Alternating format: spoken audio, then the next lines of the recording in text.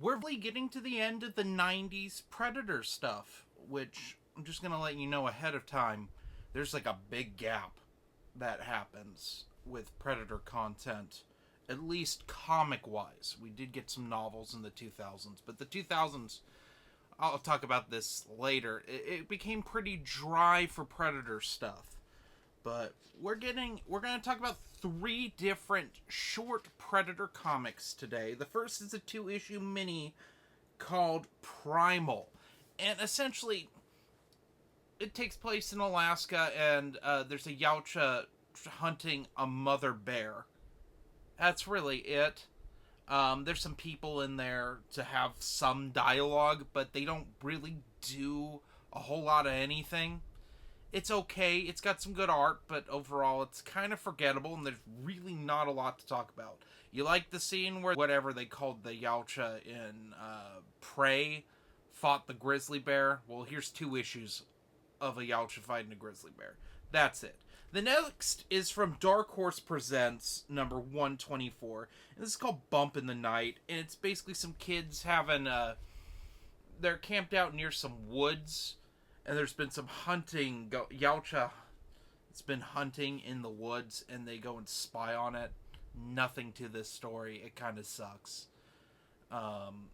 So yeah, that's Bump in the Night for you. And then lastly, we got a 2-issue mini called Nemesis. Now, this takes place in 1896 in Britain.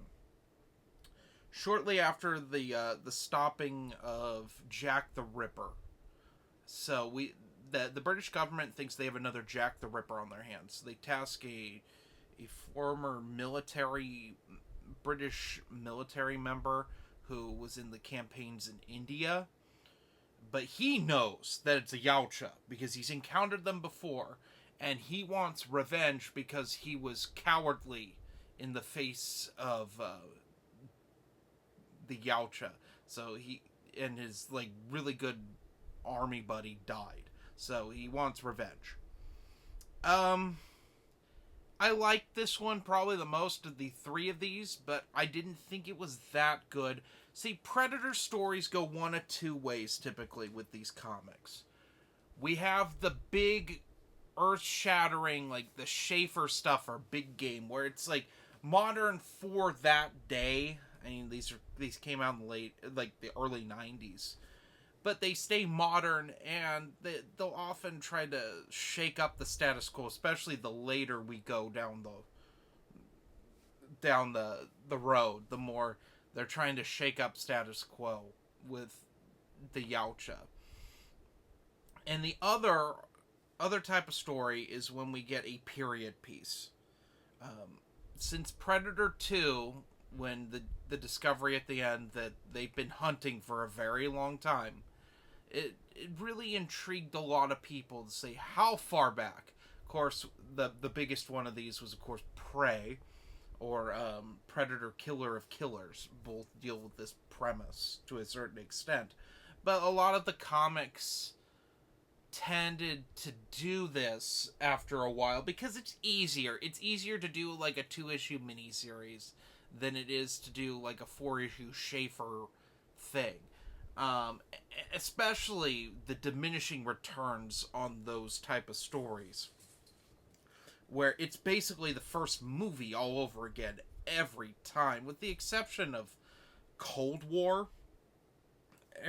All the others kind of play out the same way. Sure, Big Game and Concrete Jungle are very good, and they have their own little twists on things. I've talked about them before. But a lot of them, like Bad Blood, which, yes, there are 2 Yautja, and one is, like, a Bad Blood that just killed other Yautja. And that's really all the difference. Otherwise, that story sucks butt. So, like, it was nice to see in this omnibus where we started moving towards more period pieces, because I think they're more interesting. Plus, by this point, Predator 3 kind of had fallen apart. We're probably right at when Robert Rodriguez initially wrote the script for Predator 3 for Schwarzenegger. At this point, there's a lot of they're gearing up for the first AVP movie, which took forever to come off the ground. Alien Resurrection's happening around this time. Things are starting to get bankrupt, like in the ideas department. People are starting to make just straight trash, and this is kind of. I'm not gonna say these are all straight trash. Well, I'll rate them. We'll start with the first one here, which is Primal. 3 out of 5. It's okay. Good art, just not a lot of story. It should have just been a one shot probably, and I would have liked it more. Then we got Dark Horse Presents 124 with the story Bump in the Night. This gets a 1 out of 5. It just sucks. It's one of the laziest Predator stories I've read in a while. And then we get Nemesis. Nemesis gets a good 3.8 out of 5. It's almost a really good story. In fact, out of all of these, I wish it had more issues to develop. It's a little rushed, but it's worth your time to check out.